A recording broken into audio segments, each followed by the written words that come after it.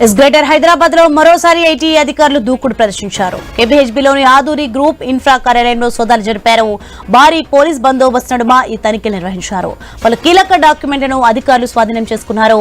కేపీహెచ్బీలోని Aduri group infra కార్యాలయంతో పాటు వారి బంధువులు, సంబంధికుల ఇల్లు, ఆఫీసులలో కూడా దాడులు చేశారు అధికారులు.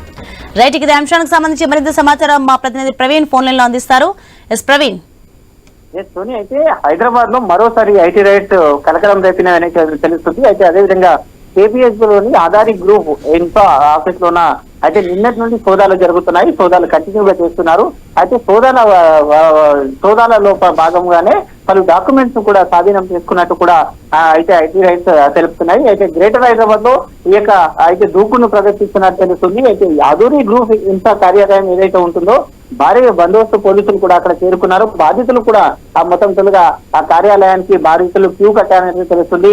మొత్తం ఈ యొక్క అయితే అక్కడ సంబంధించినటువంటి వాళ్ళ బంధువుల ఇంట్లో కూడా అయితే ఈ యొక్క ఐటీ రైట్స్ జరుగుతున్నాయి. ఈ యొక్క ఐటీ రీసెంట్ చేయని కారణంగా ఏదైతే జిఎస్టీ ఎగవేత ఉందో ఆ జిఎస్టీ ఎగవేత కార్యక్రమాలు పాల్పడ్డట్టు తెలుస్తుంది. వాళ్ళకు సంబంధించినటువంటి లావాదేవీలు, బ్యాంకు లావాదేవీలు ఏవైతే ఉంటాయో వాటిని మొత్తం తొలుగా కూడా ఆ పోలీసులు పరిశీలిస్తున్నారు. వారు దానికి తగినట్టు బ్యాంకుకు తగినట్టు సంబంధిత పత్రాలు కానీ దానికి సంబంధించిన డాక్యుమెంట్స్ అన్నింటినీ కూడా పోలీసులు తీసుకొని క్షుణ్ణంగా పరిశీలిస్తున్న క్రమం లోపల ఈ యొక్క అక్రమాలకు పాల్పడిన వారు అయితే వేల కోట్లలో ఈ యొక్క డబ్బు వెచ్చించేటట్టు వీరికి తెలిసిన నేపథ్యంలో ఐటీ అధికారులు అయితే లెక్క చూపని, ప్రభుత్వానికి లెక్క చూపని ఆ యొక్క ఏదైతే డబ్బు ఉంటుందో ఆ డబ్బు పైన మొత్తం తొలుగా ఆరోపిస్తున్నారు.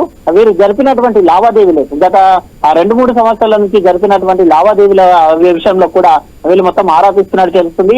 ఐటీ రిటర్న్స్ చెల్లించే అవకతవకల పైన కూడా అయితే పోలీస్ అధికారులు మొత్తం తోలుగా వీళ్ళ పైన అయితే నిఘా పెట్టింది. కాబట్టి ఈ యొక్క ఐటీ రైట్స్ ఇంకా కొనసాగుతున్నాయి. కాబట్టి వీళ్ళకి సంబంధించిన బంధువులు ఇళ్లలో కూడా కొనసాగుతున్నాయి తెలుస్తుంది sir. Right, thanks for the information Praveen.